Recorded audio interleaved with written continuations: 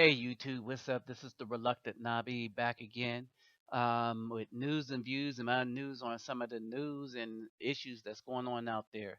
All right, so first, I would like to start off by saying, Oi to the bang, Vases los, bonjour mes amis, uh, Kedu, Bawani, Konnichiwa, and Ni hao ma. All right. Um, so with all that out of the way, and hello to the rest of y'all. Um, this one is the commandments versus Christianity and the Black Queen. All right. So we're going to deal with this is going to be a whole series where I'm going to show you what all the commandments are and give you some examples of what we're doing to break some of these. All right. And as we know that Christianity is witchcraft. Christianity teaches us to break the commandments. Christianity teaches us that the commandments don't matter because there's something called a New Testament. Because the same Almighty One that's the same yesterday, today, and forevermore is different to Christians, even though in the same breath they'll say, no, he's the same yesterday and to ever forevermore. He says that his commandments shall always stand. All right, but the New Testament changes them. We'll get into part of what changed it. And as part of this series, I am using supporting document from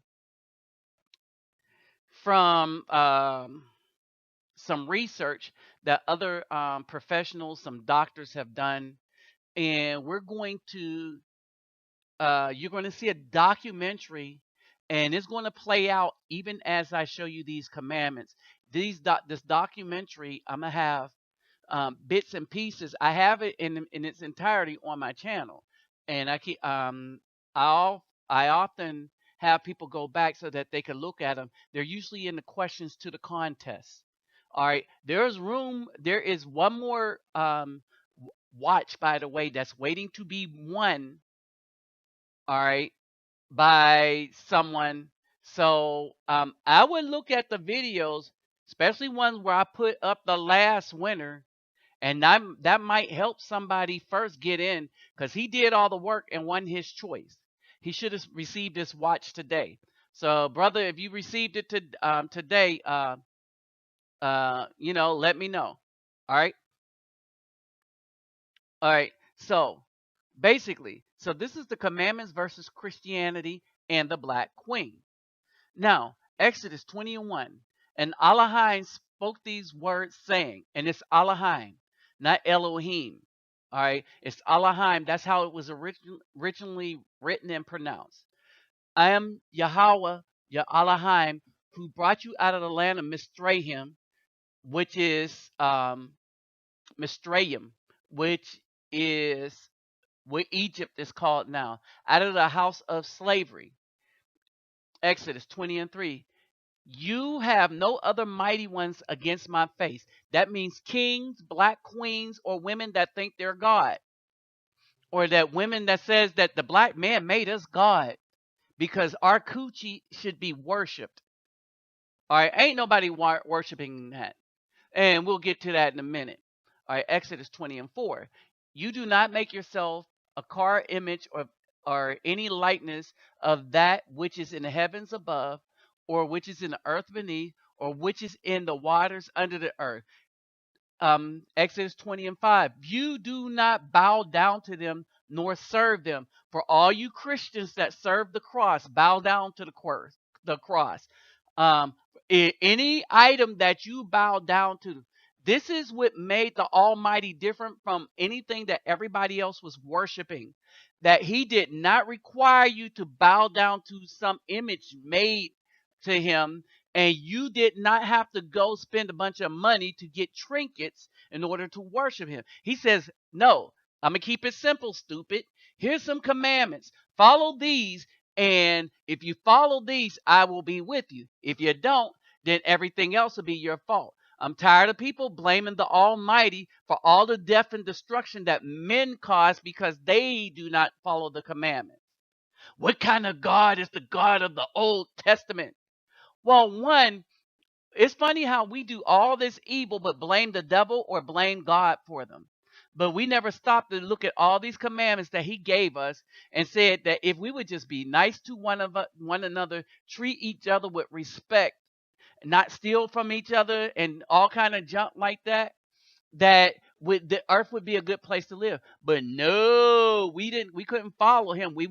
Us Israelites wanted a king. So that's putting the mighty one before his face. And he told Samuel in 1 Samuel, the whole 8th chapter, if you read it, 1 Samuel 8th chapter, he said they didn't turn their backs on you, Samuel. They turned their backs on me. They have not forsaken you, Samuel. They have forsaken me. So because they do that, I turn my backs on them. And that's when all hell broke loose for us Israelites. All right. For I, Yahweh, Elohim, am a jealous all, visiting the crookedness, and it should be a jealous Allah, not El. So it's I, Yahweh, Elohim, am a jealous Allah, visiting the crookedness of the fathers on the children to the 3rd and 4th generations of those who hate me. But showing kindness, Exodus 20:6, but showing kindness to the thousands, to those who love me and guard my commandments. You do not bring the name of Yahweh, your Elohim, to naught, meaning cause people to forget his name. For Yahweh does not leave unpunished one who brings his name to nothing. All right. And that's exactly what Christianity did. All right. That's exactly this whole thing. We disobeyed all of this as a people for those who follow religions and Christianity, but especially Christianity. And at the forefront, to spearhead some of that, is our black women that taught us as we was little, took us to the white Christian church so that we will follow Christianity, right? Now, here's a little more about Christianity. All right, pay attention. All I did was put the commandments back up. I did it for a couple of reasons, right? But look at these commandments as these researchers talk. Josephus arrives back in Rome with Titus. He becomes an adopted member of the Flavian family. An amazing turn of events for the Jewish We've been through this part turncoat. before in my last video. He becomes Flavius Josephus. Josephus at this time begins writing the history of the war, and he records that Titus gave him the Jewish scripture. Josephus's histories have always been associated with the origins of Christianity. Time and again you can find parallels between what Josephus writes and what turns up in the Gospels. It's a powerful evidence of their true origin. In reading the works of Josephus side by side with the Gospels, scholars have noticed parallels between the two works. It appears as though the history of Josephus records events that fulfill the prophecies of the Old and New Testaments. Early Christians understood this connection. In fact, when the Bible first began to be printed in the Middle Ages, it included the history of Josephus. He was employed to write the official history that we have. The other histories from this period have been destroyed ruthlessly by the Romans. Josephus tells us this in very chilling passages, how the Romans exerted complete control of the literature of this period. There were alternative histories of the Jewish war written. Well, the Romans rounded up the writers of those histories and executed them. They rounded up all the copies of those histories and destroyed them. That is to say, they ruthlessly wiped out any alternative history, so that the only history we have is written by Josephus. And let's remember who Josephus was. Chief propagandist of the Flavian dynasty, and he was very, very successful. He moved back to Rome. He was given an apartment in the emperor's own townhouse, and he was appointed the chronicler of the Roman Jewish War, using Vespasian's own diaries of the events. Also in Welcome the to pages your of his New history, Testament. Josephus declares that the Jews' Messiah or Christ is none other than Flavius Vespasian and his dynastic family. To put it succinctly, Josephus says that there was a prophecy that a world ruler would come out of Palestine.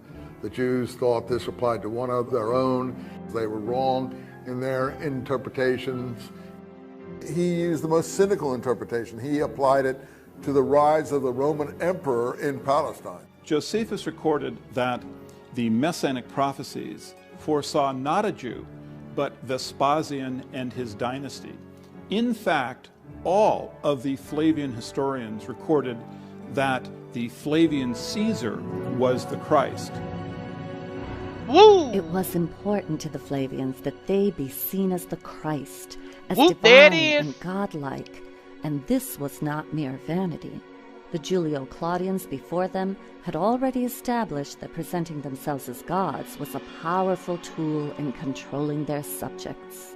When the Flavians took over the throne, they inherited an enormous bureaucracy that was already in place, the imperial cult, which was dedicated to promoting the idea of Caesar as a god. Hello, Christians. Another part of the puzzle is the Roman imperial cult. Why is it important? Well, because it coincides with that same period of time as the emergence of the Christ cult. You had a whole social community. The whole social structure of these conquered territories was governed by the imperial cult. And if you wanted to succeed, the key social community to join was the imperial cult, because that's where all the movers and shakers were. This idea of the emperor becoming an object of worship was well established in the Roman system before Vespasian and Titus came along. It was prevalent in all major centres. It had its own priesthood. There was a ceremony, an annual celebration, annual games for the imperial cult. Now, Imperial it cult had many characteristics which would later colour the Christian cult. It grew in the same centres. It made claims that were later transferred to Christ. The Julio-Claudians had claimed that they were of divine descent and that they were therefore legitimate. Their power base was the Roman aristocracy, the Roman nobility. All of that collapsed into this power vacuum. Vespasian was declared emperor by the troops, by the Roman army. So effectively, it was a military coup. With the change of dynasty, they have to create a whole mythology to legitimise that dynasty. At the same time, they're creating a whole mythology to counter Jewish messianism. Somewhere along the line, those two things get mixed together. When Vespasian died, Titus began the process of having his father deified. This is a complicated process because only the Roman Senate can bestow on an individual the title of deus or god. Titus came to the Senate and presented evidence that the life of his father had been divine. Certainly this would have included the military campaign that the Flavians waged through Judea. And the Roman Senate And it's became at this the time Cardinals. I think the Gospels were written. Because the theological structure in the Gospels of a God the Father and the Son of God is the same one that Titus would have been presenting to the Roman Senate. Well, the Roman Senate did accept Titus's evidence, and Vespasian was deified and became a god. Titus, therefore, became a son of God. Well, there's your Trinity, y'all. The Arch of Titus that still stands in modern Rome today is inscribed with a dedication to the divine Titus, son of the divine Vespasian, or son of a god. This imperial cult, set up to worship Caesar as god, also provided the basis for the structure of the Roman Catholic Church. Now, the rituals, paraphernalia and symbols of paganism were transferred wholesale to the Christian church. The most obvious and clear example is where the title of the pagan chief priest of Rome, the Pontifex Maximus, became the title of the Pope, the Christian Pope. If you look at who held the original bishop positions in the Catholic Church in those early times, you will see that they are members of the same pagan aristocracy.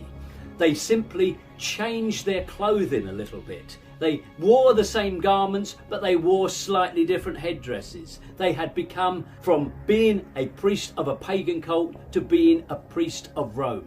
Where the Vatican now stands, there was once a pagan temple which celebrated the mysteries of a dying and resurrecting God-man who wasn't Jesus.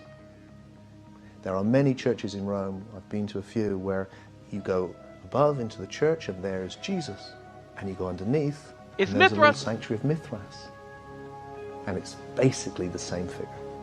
Exactly. So the Roman plot to invent Christianity is just so clever when you think about it. Through the Pope, who is God's representative on earth, they no longer needed expensive standing armies, wars, and punishment of disobedient peasants. They could, through religion, Get rule everybody to their kill each subjects. other.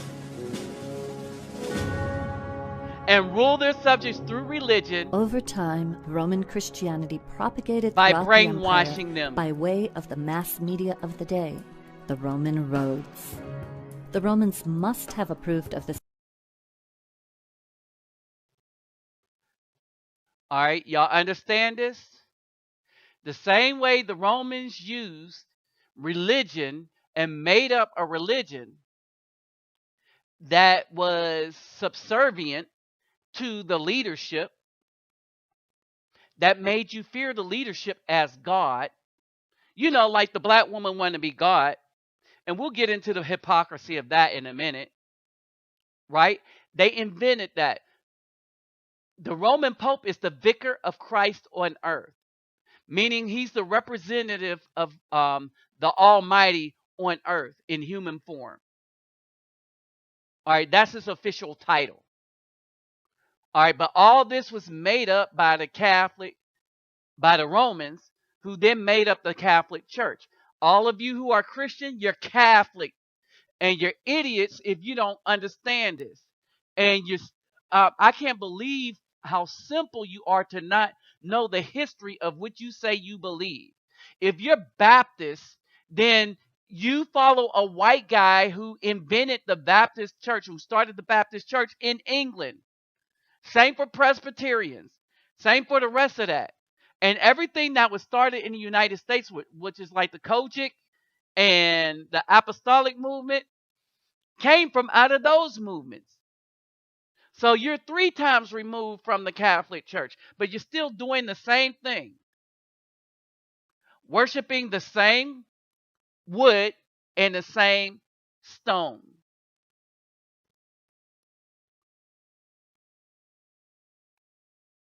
So, for you black women that want to be the queen, that want to be God, that want to be Mother Earth, this is who represents you. This is what the world see of you.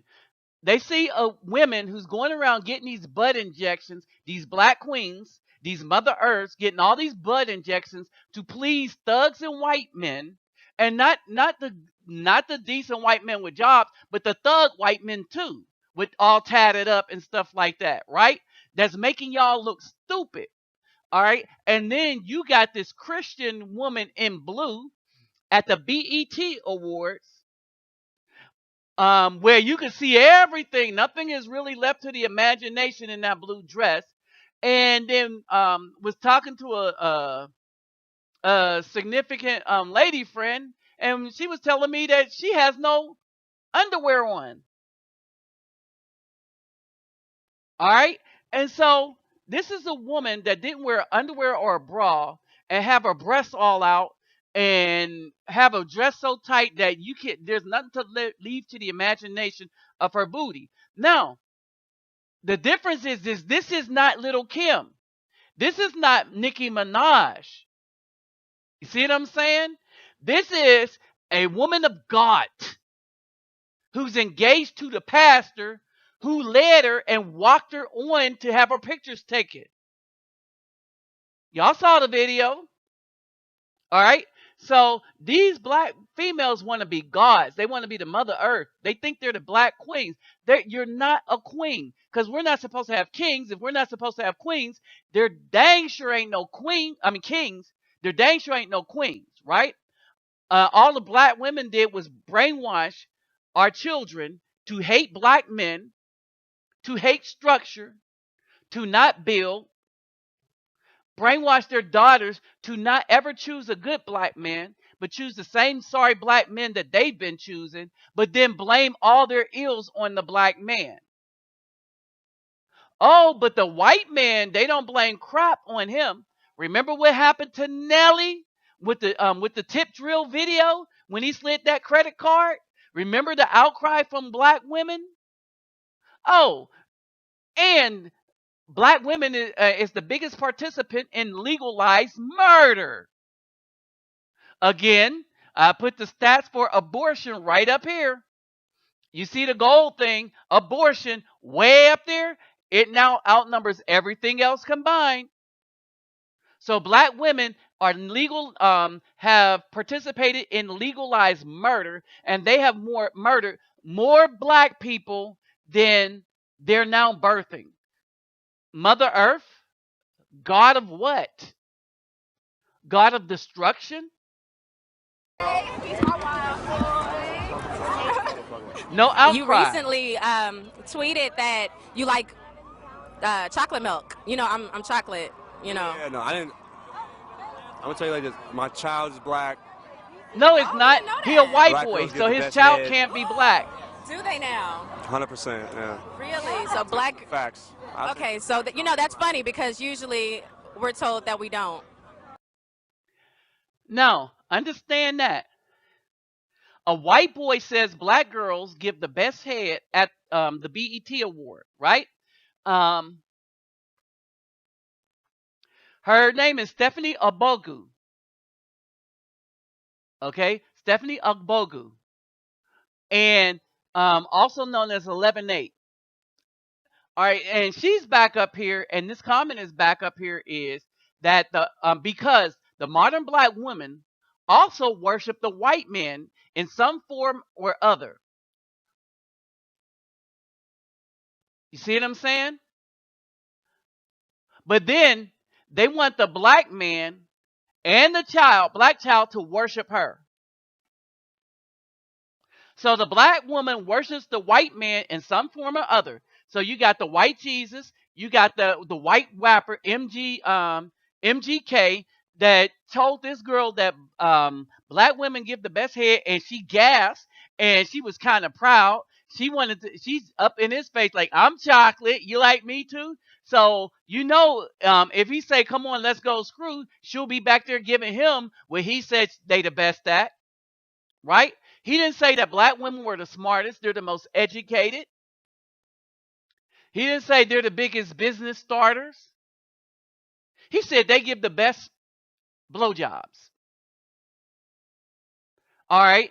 And she started to, yeah, that's right, we do. You know, like she took offense that people didn't acknowledge that black women give better blowjobs than white women. Why are black women competing with white women like this? No, I mean competing with white women to the bottom, and they're already there. The black woman is already there. You see what I'm saying? Again, down there in blue, dark blue, the population of black women, that's 13%. The dark blue on the other side, that's the new HIV infections among women and girls. The dark blue is the black women. That is 64%. You see the dark blue population, 13%? And then you go and look at the dark blue, 64%. All right, but black women, they don't check themselves on that. Oh, I'll have some coming to me arguing with me on trying to. I'm just deleting them. I don't waste my breath with them with sisters like that. They ain't sisters.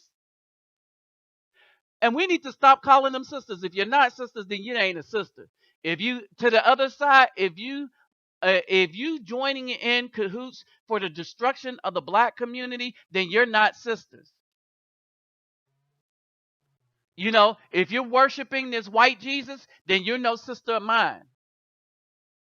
All right? But they're worshiping either this white man or any ratchet white man that comes up and tell them, oh, you do some nasty stuff, and we like that. All right? But then they want the black man and the black child to worship them as queens.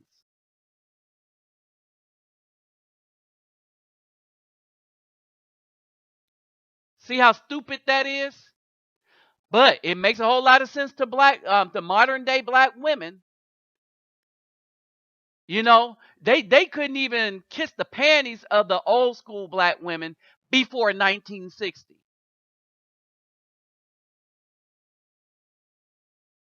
All right, it's really, really, really bad. This is how bad it is. This is how really bad it is. All right. And this is my final thoughts. Black men. All right. This is for us black men. All right. Now, I've been warning you, and the purpose of my channel and videos was to warn you about black women. Now, my final thoughts on this is black men. We got to stop worshiping these that the arrows are pointing to, the big arrows, and start following these, the commandment that the small arrow point to. I don't care what religion you say you are. The balance and the foundation of all of them is these commandments, or at least the major three.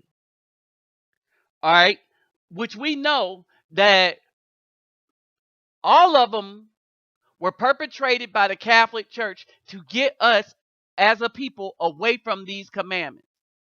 We didn't need trinkets, ornaments, or anything to know who the Almighty was. We had His commandments. So now we're settling for these little stomach, little hip girls getting these booty injections.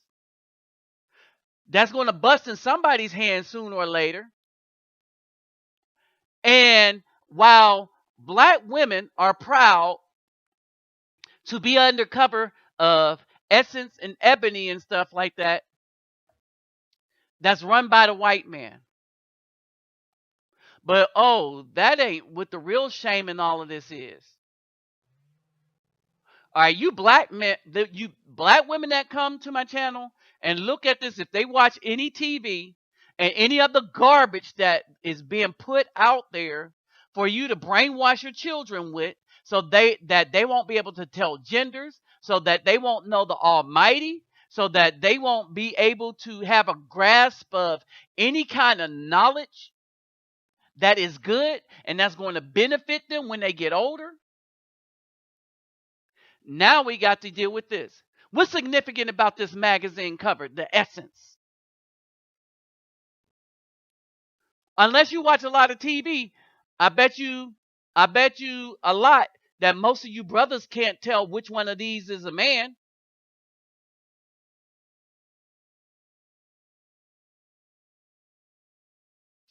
One of them things is a man.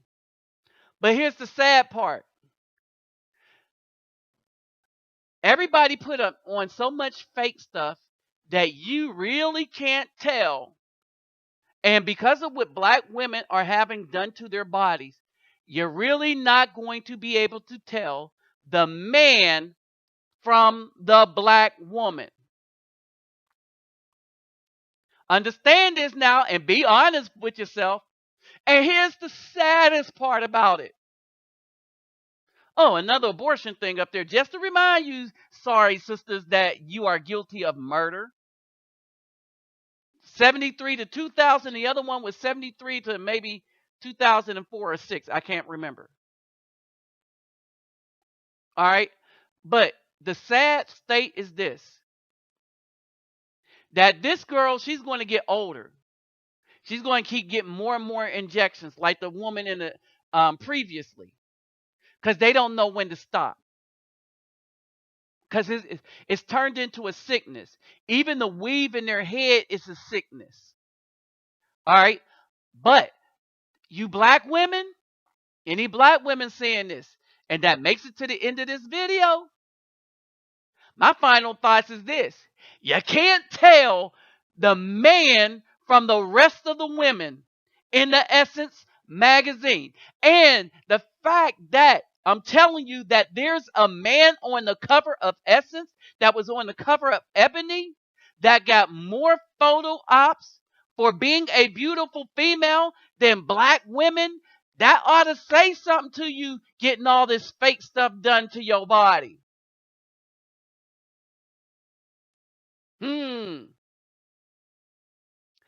But one of those things is a man.